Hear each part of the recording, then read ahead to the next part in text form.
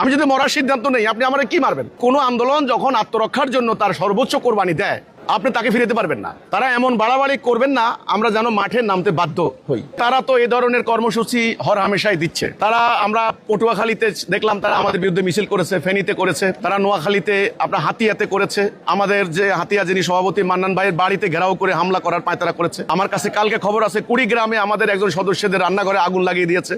সারা দেশে কিন্তু এই সন্ত্রাস কিন্তু হচ্ছে। এখন আমরা শুনতে পাচ্ছি নোয়াখালীতে তারা এই ধরনের, তারা কিন্তু ফেনী, নোয়াখালী, লক্ষ্মীপুর এই জায়গাগুলিতে ঘুরে ঘুরে তাদের মাদ্রাসাগুলিতে তারা মিথ্যাচার করছেন, উস্কানি দিচ্ছেন। ওকে, তো আমরা এর বিপরীতে কি করব?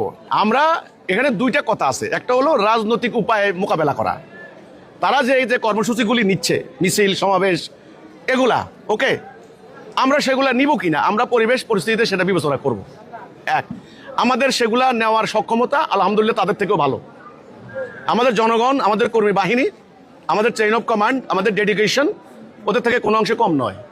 কাজে সেটা হলো সেকেন্ডারি।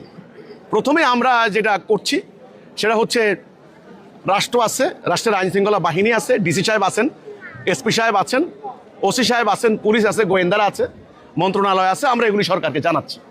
আমরা সরকারকে বলছি এরা একটা উসিলা চায় দেশে একটা অরাজকতা সৃষ্টি করার জন্য, আর কিচ্ছু না।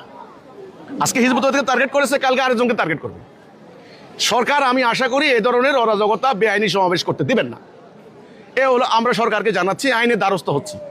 আর রাজনৈতিকভাবে মোকাবেলা কিভাবে করব, পলিটিক্যালি আমরা কিভাবে ফেস করব মাঠে ময়দানে,